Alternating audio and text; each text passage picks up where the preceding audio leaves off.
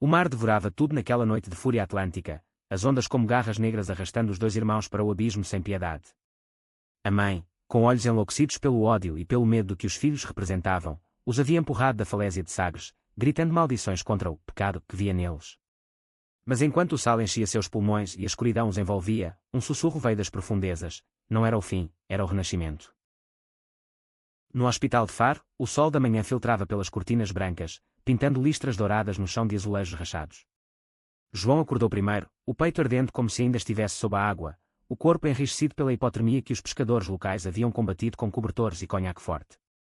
Ao lado dele, na cama paralela, seu irmão mais novo, Miguel, respirava fraco, os lábios azulados contrastando com a pele morena que herdara do pai ausente.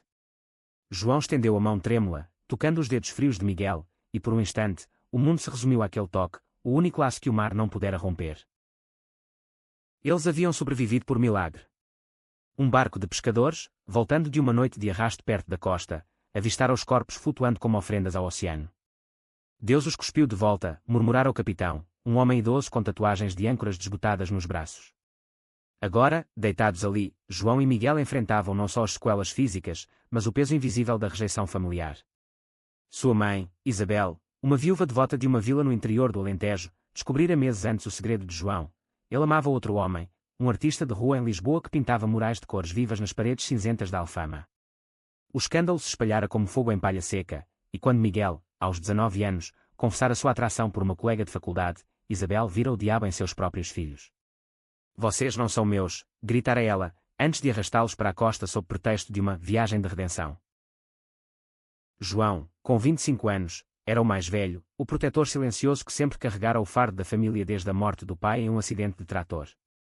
Alto e magro, com olhos castanhos que pareciam guardar segredos do Douro, ele trabalhava como guia turístico em Porto, levando estrangeiros por vinhas antigas e castelos esquecidos. Seu amor por Rafael, o pintor, fora uma luz furtiva em meio à rotina opressiva, noites roubadas em bares escondidos do bairro alto, onde a fada ecoava lamentos de corações partidos, e beijos trocados sob o tejo ao luar. Mas Isabel descobrira uma carta, palavras de amor que João deixara escapar em uma gaveta. A fúria dela fora imediata, um vendaval de acusações bíblicas e tapas que ecoavam na casa de adobe. Miguel, estudante de literatura em Coimbra, era o sonhador, com cabelos cacheados que caíam sobre a testa e um sorriso que desarmava até os professores mais rígidos. Sua paixão por Ana, uma garota de cabelos curtos e tatuagens de versos de Sofia de Melbrenner, florescera em bibliotecas empoeiradas e passeios pelo Mondego. Mas para Isabel, aquilo era abominação dupla, um pecado que manchava o nome da família. Enquanto os médicos entravam e saíam, verificando monitores que bipavam como relógios impiedosos, João sussurrou para o irmão ainda inconsciente: nós vamos sair daqui, Miguel. Vamos para um lugar onde o mar não nos odeia. Ele não sabia ainda que Faro, com suas praias de areia branca e falésias avermelhadas, seria o palco de sua salvação inesperada. A polícia investigava o acidente, mas João se recusava a falar da mãe, o laço de sangue se rompera mais fundo que as correntes do Atlântico. Horas depois, Miguel abriu os olhos, tossindo água salgada residual, e o primeiro olhar que trocou com João foi de gratidão pura, misturada a terror. Ela nos matou, irmão. Porquê? A pergunta pairava no ar como névoa matinal, sem resposta fácil. Dias se passaram em uma névoa de recuperação. O hospital os liberou para uma pensão modesta à beira-mar, gerenciada por Dona Maria, uma senhora de 70 anos com sotaque algarvio cantado e olhos que viam além das aparências. Ela os acolheu sem perguntas, servindo sopa de peixe fumegante e pão de milho crocante, murmurando orações antigas em que o mar era tanto inimigo quanto amigo. O oceano leva, mas também devolve, disse ela uma noite, enquanto o vento salgado batia nas janelas emolduradas de renda. João e Miguel, exaustos, dividiam um quarto pequeno com vista para a Praia da Rocha, onde surfistas cortavam ondas ao amanhecer. Ali, pela primeira vez, eles falaram abertamente sobre o que Isabel chamara de maldição, a orientação de João, que o fazia sonhar com mãos fortes e risadas graves, a de Miguel, que o atraía para curvas suaves e conversas profundas sobre poesia. Não era maldição, era essência, mas o peso da rejeição os esmagava como pedras na maré baixa. Uma tarde, enquanto caminhavam pela marginal, pés afundando na areia quente, João avistou um grupo de jovens jogando vôlei. Entre eles, destacava-se um homem de pele bronzeada, músculos definidos pelo sol e pelo mar, com dreadlocks soltos dançando ao vento. Ele era Tomás, 27 anos, instrutor de surf local, com um sorriso que iluminava mais que o sol de meio-dia. Quando a bola rolou até os pés de João, Tomás se aproximou, estendendo a mão: querem jogar? O mar perdoa erros, a gente também. O toque foi elétrico, breve, mas o suficiente para fazer o coração de João disparar como uma galera portuguesa antiga. Miguel, observando, sentiu uma pontada de inveja misturada à esperança, talvez Faro fosse mais que um refúgio temporário. Enquanto isso, em uma cafeteria próxima com paredes azulejadas de padrões mouriscos, Miguel encontrou Sofia. Ela era barista, com cabelos pretos curtos e um piercing no nariz que desafiava as convenções da vila conservadora. Aos 22 anos, Sofia estudava biologia marinha na Universidade do Algarve, fascinada pelas criaturas que sobreviviam nas profundezas. Vocês parecem náufragos de uma lenda antiga, brincou ela, servindo cafés com leite espumoso e pastéis de nata dourados. Miguel, atraído pela inteligência afiada dela, contou uma versão editada da história, o acidente familiar, a fuga para o sul. Sofia ouviu, olhos verdes fixos nos dele, e compartilhou sua própria jornada. Filha de pescadores que a forçavam a casar cedo, ela saíra do armário aos 17, enfrentando olhares tortos no mercado local. Aqui no Algarve, o sol queima a hipocrisia, disse ela, e naquela frase, Miguel viu um farol. As noites em Faro traziam uma calmaria enganosa. João e Tomás começaram a se encontrar nas praias ao entardecer, onde o céu se tingia de laranja e roxo, e as gaivotas gritavam como almas perdidas. Tomás, que crescera em uma família de ciganos do sul, conhecia o gosto amargo da marginalização. Seu pai o deserdara por amar homens, forçando-o a construir uma vida do zero com pranchas de surf e lições para turistas. O mar me ensinou a cair e levantar, confidenciou ele uma noite, enquanto acendia uma fogueira na areia, chamas dançando como fada em chamas. João, pela primeira vez, abriu o peito, falou de Rafael, o amor deixado em Lisboa, de como a carta traíra tudo, da falésia de Sagres onde a mãe os condenara. Lágrimas se misturaram à marzia, e Tomás o abraçou, um gesto de solidariedade que floresceu em algo mais profundo, toques hesitantes, olhares que prometiam curar feridas antigas. Miguel e Sofia exploravam as grutas de Benagil de barco, remar sob barcos de pedra esculpidos pelo tempo, onde a luz filtrava em feixes azuis como catedrais subaquáticas. Ali, longe dos olhares da vila, Miguel confessou seu medo, e se eu for fraco como ela me fez acreditar. Sofia, remando com braços fortes, riu suave, fraqueza é se esconder. Força é nadar contra a corrente. Seus beijos vieram naturais, sob o eco das ondas, selando uma conexão que transcendia palavras. Mas o passado não os deixava em paz. Cartas chegavam da mãe, não de arrependimento, mas de fúria, voltem e se arrependam, ou o diabo os levará de vez. João as queimava na fogueira, mas o veneno se infiltrava, criando rachaduras em sua nascente felicidade. Um conflito irrompeu quando Tomás convidou João para um festival gay LGBT em Lagos, uma celebração anual de arco-íris e música eletrónica misturada a ritmos tradicionais. É hora de você se ver no espelho da comunidade, insistiu ele. João hesitou, o medo de exposição o paralisava, e quando as pregações de Isabel. Miguel, encorajado por Sofia, o convenceu, nós afogamos o antigo eu no mar. Hora de renascer. O festival era um turbilhão de cores, bandeiras lésbicas, gays, bi e trans tremulando ao vento, barracas com arte queer e palestras sobre direitos em uma Portugal ainda marcada por resquícios de salazarismo. João dançou pela primeira vez sem vergonha, corpo colado ao de Tomás sob luzes neon, enquanto Miguel e Sofia se perdiam em conversas com ativistas sobre o casamento igualitário, aprovado há anos mas ainda contestado em vilas remotas. Mas o clímax veio abruptamente. Isabel, rastreando-os por fofocas de pescadores, apareceu na pensão uma madrugada chuvosa, o rosto envelhecido pela culpa e pela loucura. Eu os salvei do inferno, gritou ela, invadindo o quarto com uma cruz de madeira na mão. A briga foi visceral, João a confrontou, voz rouca de anos de silêncio, você nos matou, mãe. O mar nos devolveu inteiros, sem seu ódio.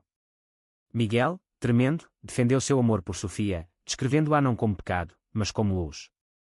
Tomás e Sofia, alertados pelo barulho, entraram, formando um escudo humano. Isabel, vendo os filhos abraçados a parceiros do mesmo mundo, desabou em soluços, o ódio se dissolvendo em arrependimento tardio. Eu temi perder vocês para o mundo. Mas os perdi para mim mesma. Naquele amanhecer, com o sol rompendo as nuvens sobre o Atlântico, algo incrível aconteceu. Isabel estendeu a mão, não para perdoar o pecado, mas para entender os filhos. Não foi redenção instantânea, as feridas sangravam, mas um começo.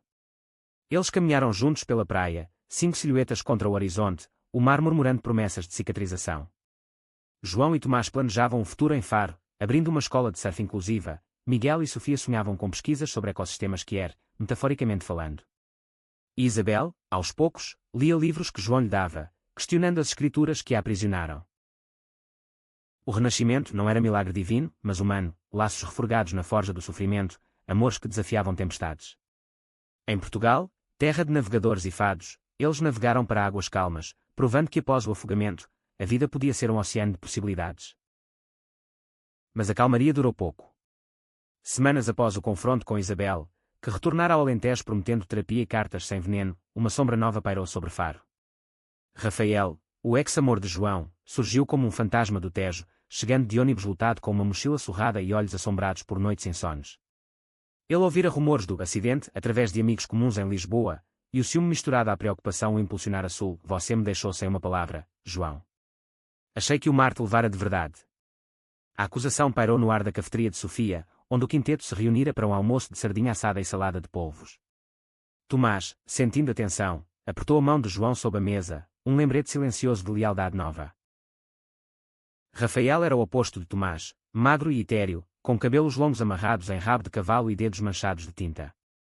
Seu amor por João fora paixão voraz, noites de debates sobre a arte e identidade em ateliês improvisados, mas também ciúmes que corroíam como ferrugem.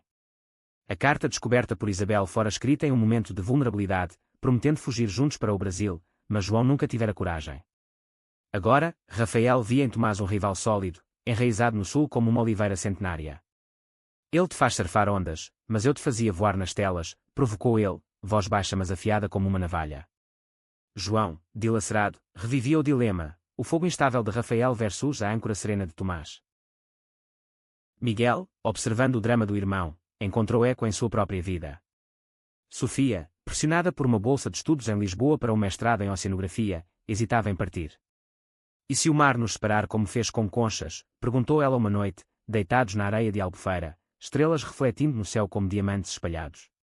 Miguel, inspirado pelos versos de Camões que estudara, respondeu: o amor não é maré que vai e vem, é o continente que resiste. Mas a dúvida crescia, alimentada por ligações de Ana, a ex de Coimbra, que enviava mensagens arrependidas: eu errei ao te deixar ir volta, Miguel. Aqui, no Mondego, há espaço para nós. A tentação de um amor conhecido versus o desconhecido com Sofia criava um vórtice emocional. O conflito escalou durante uma tempestade que açoitou o Algarve, ventos uivando como banchés celtas, ondas estourando contra os molhos de Portimão. Tomás e João, em uma cabana de praia, discutiam aos berros sobre Rafael: ele é passado. Porque o convidas para ficar, gritou Tomás, ciúme rareando sua paciência habitual. João, lágrimas misturadas à chuva que vazava pelo telhado, confessou: porque o passado me define. Eu afoguei uma parte de mim, mas ela boia de volta. A briga culminou em silêncio, os dois sentados costas com costas, o trovão enquanto seus corações partidos. Enquanto isso, Miguel e Sofia enfrentavam sua própria crise em uma gruta isolada, o barco balançando perigosamente. Uma onda traiçoeira os atingiu, jogando Sofia contra as rochas, ela se feriu no braço, sangue tingindo a água rosada. Miguel, em pânico, remou de volta à costa, carregando-a nos braços como um herói de epopeia. No hospital, enquanto costurava o ferimento, Sofia sussurrou: se eu for para Lisboa, vem comigo. Ou o mar nos engole de novo. Miguel, vendo a vulnerabilidade dela, percebeu que amor verdadeiro não era posse, mas escolha diária. Ele ligou para Ana naquela noite, encerrando o capítulo: obrigado pelos versos, mas meu poema agora rima com o sul. Isabel, surpreendendo a todos, reapareceu não com raiva, mas com um buquê de flores silvestres colhidas no caminho. Ela havia consultado um padre progressista em Évora, que a fizera questionar suas crenças rígidas. Eu vim pedir perdão não só a vocês, mas a mim mesma, disse ela, voz trêmula ao redor da mesa da pensão. O jantar foi tenso. Rafael, convidado por insistência de João, observava com desdém. Tomás, protetor, mantinha distância. Mas quando Isabel ouviu histórias de Rafael sobre morais que era em Lisboa, algo se quebrou nela, lágrimas, pela primeira vez, de empatia. Talvez o diabo que eu via fosse o meu próprio medo. O ponto de virada veio no Festival de Verão em Faro, uma mistura de sardinha grelhada, dança folclórica e shows de drag queens. Rafael, desafiado por Tomás a uma competição de surf amadora, aceitou, transformando rivalidade em espetáculo. Sob o sol escaldante, pranchas cortando ondas como facas, o público aplaudia. João, na areia, via não inimigos, mas almas feridas buscando redenção. Miguel e Sofia, dançando ao som de morna cabo-verdiana remichada, selaram seu compromisso com anéis de concha simples. Quando Rafael perdeu a final para Tomás, ele apertou a mão do vencedor: cuide dele melhor que eu. Partiu no dia seguinte, deixando uma tela inacabada, um retrato de João emergindo das ondas, renascido. Com Rafael ido, João e Tomás reconstruíram, abrindo a escola de surf Ondas Livres, um espaço para jovens LGBTQ+ aprenderem não só a remar, mas a enfrentar correntes internas. Miguel se juntou a Sofia em Lisboa para o mestrado, mas prometendo fins de semana no sul. Isabel visitava mensalmente, trazendo vinhos do Alentejo e histórias de uma vila mudando devagar. O mar, testemunha silenciosa, sussurrava que após o afogamento, o incrível era viver, não apesar das diferenças, mas através delas. O outono chegou ao Algarve com ventos frescos do Estreito de Gibraltar, tingindo as falésias de tons avermelhados como vinho tinto. A escola de surf de João e Tomás prosperava, atraindo não só turistas alemães e ingleses, mas um crescente núcleo local de jovens que, como eles, navegavam identidades fluídas em uma sociedade ainda dividida. Entre os alunos estava Lúcia, uma adolescente trans de 17 anos de Lagos, com olhos determinados e cicatrizes invisíveis de rejeição familiar. Meu pai diz que sou aberração, confidenciou ela a João após uma aula, prancha debaixo do braço, ondas lambendo seus pés. João, recordando sua própria aberração aos olhos de Isabel, a abraçou platonicamente. Aberrações constroem as mais belas conchas.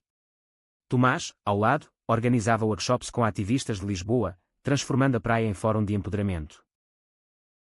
Miguel, agora dividindo tempo entre Lisboa e Faro, mergulhava na pesquisa com Sofia. Seu projeto focava na resiliência de corais no Mediterrâneo Ocidental, uma metáfora viva para comunidades que eram frágeis à superfície, mas inabaláveis nas raízes. Como nós, brincava Sofia durante videochamadas, seu apartamento em Alfama e quando com risos e o som distante de elétricos subindo a colina. Mas a distância testava o laço, noites solitárias em Faro faziam Miguel questionar se o amor suportava o tráfego dia 2. Uma ligação de Isabel piorava tudo, seu irmão está mudando o mundo, mas você? Estudando peixes em vez de família. O remorso dela evoluía para manipulação sutil, puxando cordas de culpa. Um conflito inesperado irrompeu quando um grupo conservador local, liderado por um pescador idoso chamado Manuel, pai de Lúcia, protestou contra a escola. Panfletos colados em postes de Faro denunciavam propaganda degenerada nas praias públicas, invocando tradições católicas e o fantasma de um Portugal puro. Manuel, com bigode grisalho e mãos calejadas por redes, confrontou Tomás na marginal. Você envenena nossas crianças com suas preferências. Tomás, sangue gitano fervendo, rebateu calmamente: eu ensino a nadar, não a afundar em ódio. A mídia local pegou a história, um jornal de Faro publicando manchetes sensacionalistas que reabriam feridas antigas de João. A tensão culminou em uma assembleia comunitária na Praça de Faro, sob a torre da Catedral Gótica que vigiava como um juiz silencioso. João discursou, voz firme quando nas arcadas: nós sobrevivemos ao mar, a mães que nos rejeitaram, a amores que nos quebraram.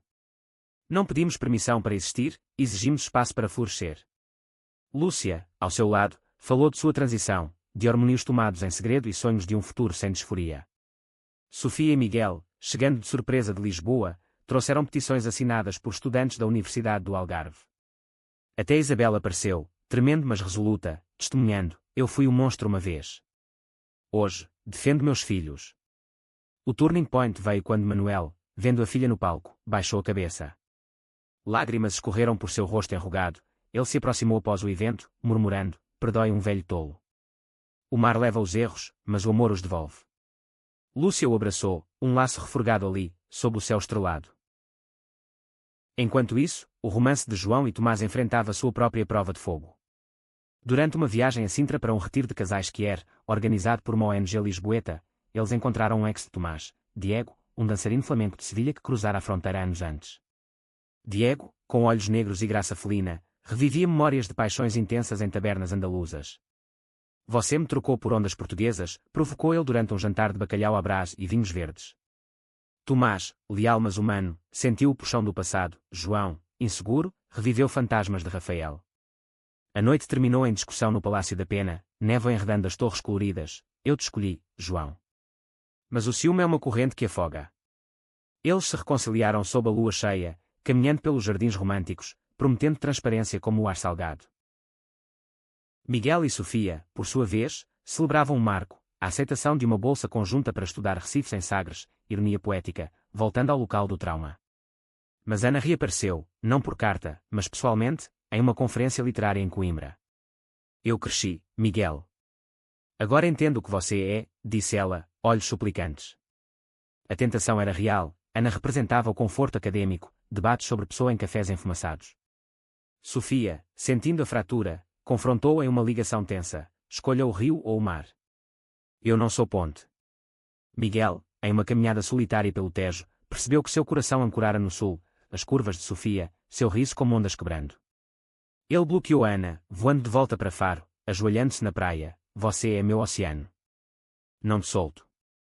Isabel, evoluindo, juntou-se a um grupo de apoio em Évora para pais de filhos LGBTQ+, lendo O Nome da Rosa, como metáfora de buscas internas. Suas visitas traziam não só vinhos, mas histórias. Uma vizinha, viúva como eu, tem um filho gay. Eu a convenci a ouvi-lo. O crescimento dela inspirava, mas também pressionava. Ela queria família unida, sugerindo que Miguel e Sofia se casassem em uma igreja.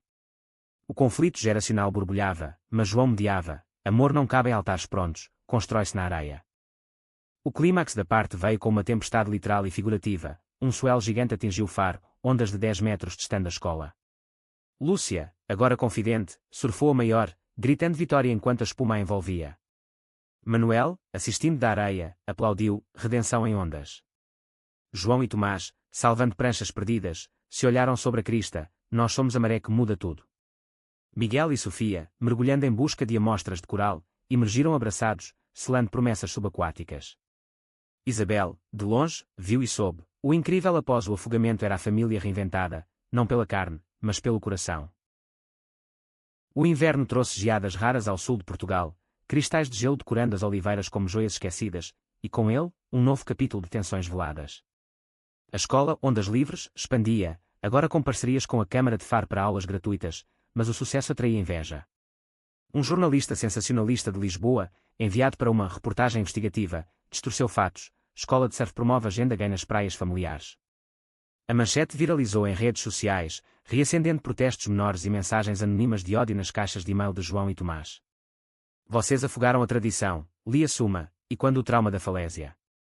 Tomás, resiliente, respondia com post de alunos sorridentes. João, porém, mergulhava em dúvidas, questionando se sua visibilidade valia o preço. Miguel retornava de uma expedição em Sagres com Sofia, carregando dados sobre corais regenerando após branqueamentos, símbolo de esperança. Mas a pesquisa os colocava em rota de colisão com desenvolvedores turísticos que queriam dragar praias para resorts. Em uma audiência pública em Portimão, Sofia testemunhou com paixão: o mar não é commodity, é berço de vidas. Miguel a apoiou, mas internamente lutava com uma oferta de emprego em Coimbra, estabilidade acadêmica versus o caos apaixonado do Solana, agora casada mas infeliz, enviava e-mails amigáveis que cheiravam a arrependimento, testando lealdades.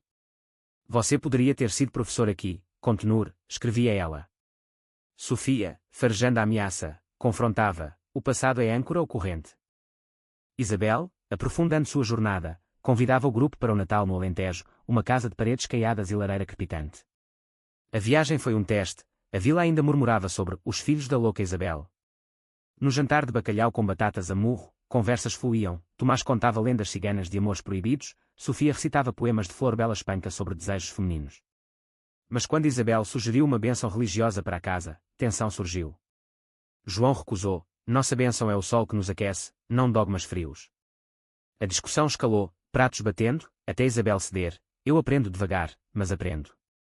Naquela noite, sob estrelas do interior, João e Tomás caminharam por vinhas adormecidas, reconciliando-se em sussurros: você é meu porto seguro.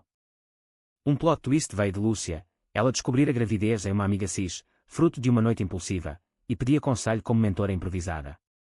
Como trans, eu temo ser mãe. Mas e se for minha chance de quebrar ciclos? O grupo debateu eticamente, Sofia oferecendo suporte médico, Miguel leituras sobre parentalidade queer. Manuel, o pai redimido, surpreendeu: eu errei com você, filha. Deixe-me ajudar com o neto. A notícia uniu a comunidade estendida, transformando o ódio passado em rede de apoio. Enquanto isso, o romance de Miguel e Sofia atingia Nadir. Durante uma conferência em Cascais sobre conservação marinha, Sofia encontrou uma ex-colega, Inês, uma bióloga lésbica carismática com dreads e tatuagens de sereias. A química era inegável, debates acalorados sobre plásticos nos oceanos viravam flertes sutis. Miguel, visitando, viu mensagens no telefone de Sofia e explodiu em uma briga no mirador da Boca do Inferno, ondas rugindo abaixo: você me acusa de passado, mas olha o seu. Sofia, ferida, rebateu: ciúme cega como névoa. Eu te escolho todo dia. A reconciliação veio em um retiro de yoga em Ericeira, onde meditações ao nascer do sol os realinharam: amor como equilíbrio, não posse. João enfrentava seu demonio pessoal quando Rafael retornou, não como rival, mas como aliado. Agora em terapia e sóbrio de paixões destrutivas, ele oferecia uma exposição de arte que era em Lisboa, convidando ondas livres para expor fotos de alunos surfando arco-íris. Eu errei-te prendendo, agora te libero para voar, disse ele. Tomás, magnânimo, aceitou a colaboração, mas João hesitava, medo de reabrir cicatrizes. O dilema resolveu-se em uma sessão de surf noturno, lua cheia iluminando ondas prateadas. Tomás encorajou, o passado pinta o quadro, o presente o enquadra. A exposição foi um sucesso, murais de Rafael misturando-se a fotos de Lúcia emergindo das águas, simbolizando transições. Isabel, inspirada, organizou um piquenique na praia com vizinhos, forçando diálogos. Um tio conservador de João, bêbado de medronho, insultou: "Vocês são moda passageira." Mas Lúcia rebateu com fatos sobre história que era em Portugal, de rainhas lésbicas medievais a poetas como António Boto. O homem calou, e aos poucos, sementes plantadas. O clímax invernal veio com uma nevasca rara em Faro, isolando todos na pensão de Dona Maria. Contos à lareira, de afogamentos e renascimentos, teciam laços mais fortes. Miguel declinou a oferta de Coimbra, escolhendo o sul. Sofia deletou Inês, ancorando-se. João e Tomás tatuaram âncoras entrelaçadas, eterno. Isabel, dormindo ao som de fado suave, sonhou com o mar devolvendo não corpos, mas almas inteiras. O incrível era a teia de relações, tecida contra ventos, florescendo no frio. A primavera explodia no Algarve com amendoeiras em flor, pétalas rosadas dançando como confetes em um casamento celestial, e o ciclo de renovações trazia desafios frescos. A escola Ondas Livres recebia um financiamento da União Europeia para programas inclusivos, mas com ele veio burocracia, inspeções e relatórios que esgotavam João. "Papelada me afoga mais que ondas", resmungava ele, olhos vermelhos de noite sem claro. Tomás, prático, assumia lições extras, mas a fadiga criava fricções. "Você sonha grande, eu remo o dia a dia. Não me perca nisso." O mal-entendido explodiu durante uma aula mista, quando João priorizou um grupo trans sobre iniciantes locais, gerando queixas. "Você me vê como acessório", acusou Tomás em particular, voz magoada e quando na cabana vazia. Miguel e Sofia, agora noivos com alianças de prata martelada por um artesão local, enfrentavam pressões académicas. Seu paper sobre corais quer resiliência em ecossistemas marginais, era rejeitado por um revisor conservador. Metáforas políticas não cabem na ciência. A rejeição doía como sal em corte. Sofia, idealista, queria apelar. Miguel, pragmático, sugeria reescrever. Brigas curtas pipocavam em seu apartamento alugado em Faro, mobília de cortiça testemunhando discussões sobre ambição versus sobrevivência. "Você quer prémios ou impacto?", questionava ela. Uma visita de Ana, agora divorciada e renascida, em um ashram no Douro, complicava. "Eu viajo o mundo agora, livre. Você ainda preso em praias." Miguel resistiu, mas a semente de dúvida brotava. Isabel, florescendo em seu grupo de apoio, planejava uma viagem a Lisboa para o PRID, convidando os filhos. "Eu marcho por vocês", declarou, voz firme apesar do tremor nas mãos. Mas o passado a assombrava, sonhos com a falésia, onde via os corpos afundando. Ela confidenciou a Dona Maria, que respondeu com chá de camomila e sabedoria algarvia: "Perdão é onda clava, mas devagar." A jornada de Isabel inspirava, mas também isolava. Vizinhos no Alentejo a viam como traidor à fé. Um confronto com a prima devota culminou em grito: "Você criou sodomitas." Isabel rebateu: "Criei humanos." O plot twist veio de Lúcia. Sua amiga deu à luz um menino saudável, e ela assumiu a maternidade compartilhada, batizando Maré, em homenagem ao renascimento coletivo. A escola sediou um batizado simbólico na praia, com conchas como taças e água do Atlântico como bênção. Manuel, avô orgulhoso, chorou ao segurar o neto, selando redenção.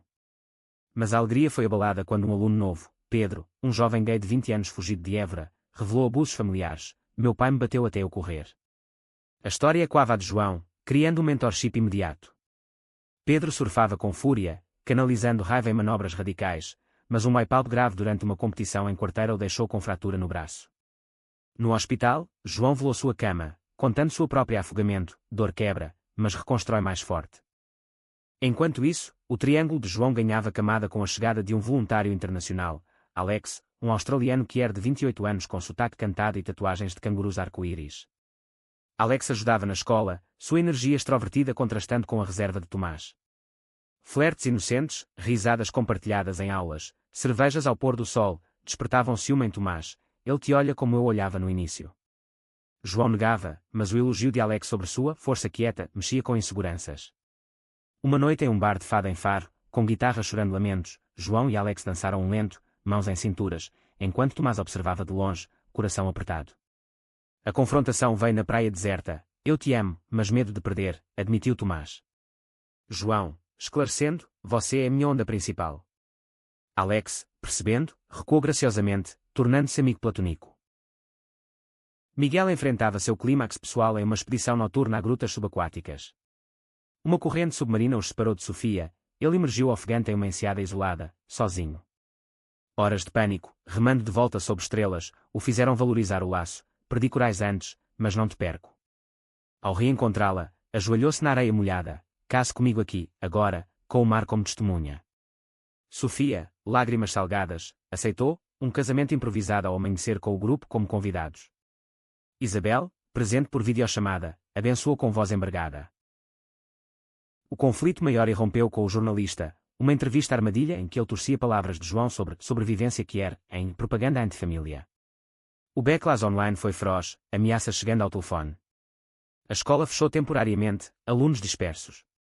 Mas a comunidade reagiu, Lúcia organizou um flash mob na praça, Pedro pintou um mural de ondas arco-íris. Isabel, de Évora, dirigiu para baixo, confrontando o jornalista em uma carta aberta: eu joguei meus filhos no mar por preconceito. Hoje, eu os puxo de volta pela mão. A viralidade virou o jogo, o artigo retratado como peça de coragem. Na Pride de Lisboa, o grupo marchou unido, João e Tomás de mãos dadas, Miguel e Sofia com faixas de corais, Lúcia empurrando o carrinho de maré, Isabel com uma placa, mais por amor. O desfile era carnaval de cores, drags em salto alto, bandas tocando Madonna remichada com Amália Rodrigues. No Rossio, discursos ecoavam, direitos trans, fim à conversão terapêutica. João subiu ao palco, voz amplificada: nós afogamos no ódio, mas emergimos no amor. Portugal, seja nosso oceano acolhedor. Aplausos ribombaram, confetes caindo como chuva florida. O incrível era a transformação coletiva, de vítimas a vozes, sendo um tapete de aceitação sobre areias outrora hostis. O verão retornava ao Algarve com fúria solar, areias escaldantes e turistas lutando as esplanadas de gelados de figo e amêndoa, marcando o ápice de jornadas entrelaçadas. A escola Ondas Livres reabria triunfante, agora com uma ala dedicada à arte-terapia, onde Pedro, braço curado, ensinava desenho inspirado no mar. Seu mural na falésia de Sagres, ondas abraçando figuras diversas, tornara-se ícone, fotografado por influencers e coberto por drones. João, co-líder, sentia o peso da liderança: construímos um farol, mas e se a tempestade voltar? Tomás, otimista, respondia com um beijo salgado: então acendemos mais luzes. Seu relacionamento, testado por ciúmes e distâncias emocionais, amadurecia em rituais diários, cafés da manhã com pão de Deus e planos para a adoção futura. Miguel e Sofia, casados civilmente em uma cerimônia simples no cartório de Faro com azulejos azuis como testemunhas, equilibravam pesquisa e vida. Seu papel reescrito fora aceito na Nature, destacando corais como modelos de diversidade ecológica, quer nos oceanos, lições de resiliência. A fama trouxe convites para TEDx em Lisboa, onde Sofia discursava com slides de recifes vibrantes, assim como corais constroem recifes coletivos, amores marginais constroem sociedades fortes. Miguel, ao lado, orgulhoso, mas lidando com o fantasma de Ana, que enviara parabéns envenenados: belo trabalho. Pena que não comigo. Ele deletou, focando no presente, fins de semana surfando com João, noites cozinhando cataplana com especiarias. Isabel, agora embaixadora informal de seu grupo, organizava workshops no Alentejo, de mães rejeitadoras aliadas. Sua casa, outrora prisão de silêncios, abria portas para retiros, com chás de ervas silvestres e círculos de partilha. Mas um relapse veio, uma carta de um padre fundamentalista acusando de heresia. Você traiu Deus, lia-se. A dúvida a abalou, levando-a a cancelar uma visita. João, sentindo o recuo, dirigiu ao interior, encontrando-a em uma capela isolada, ajoelhada em penitência. Mãe, Deus não é cadeia, é mar livre. A conversa durou horas, sob vitrais coloridos, dissolvendo muralhas. Isabel emergiu renovada, queimando a carta em uma fogueira de São João simbólica. Lúcia e sua homem navegavam parentalidade com maré, agora engatinhando na areia, rindo de conchas. Manuel, avô dedicado, construía castelos de areia com o neto, contando lendas de pescadores que amavam além das normas. Mas um conflito surgiu quando a mãe biológica, instável emocionalmente, exigiu custódia exclusiva. Eu mudei, Lúcia é só fase.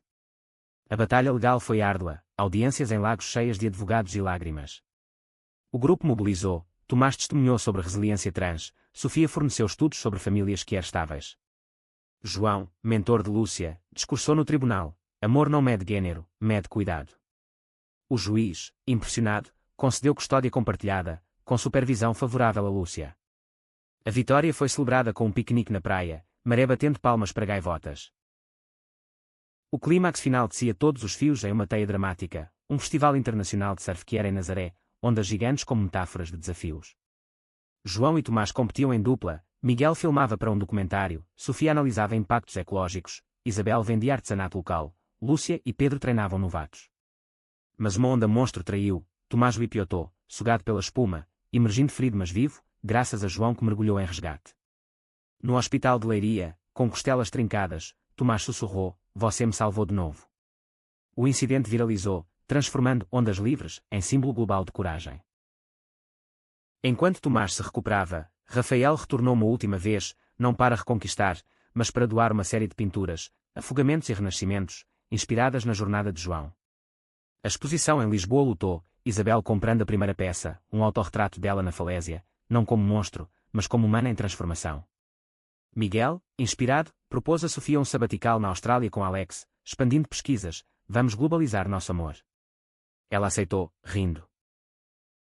No epílogo, sob o sol poente de Sagres, local do trauma, o grupo reuniu-se na falésia. João ergueu uma taça de vinho do Douro, uma mãe nos jogou no mar, mas o oceano nos devolveu inteiros, entrelaçados. Risos ecoaram, maré gorgolejando, ondas aplaudindo. Isabel, de braços abertos, abraçou todos: meu milagre foi vê-los nadar livres. O sol mergulhou no Atlântico, pintando o céu em tons de possibilidade, provando que após o afogamento, o incrível era a sinfonia de corações resilientes, amores, amizades, famílias reinventadas em uma Portugal de horizontes abertos.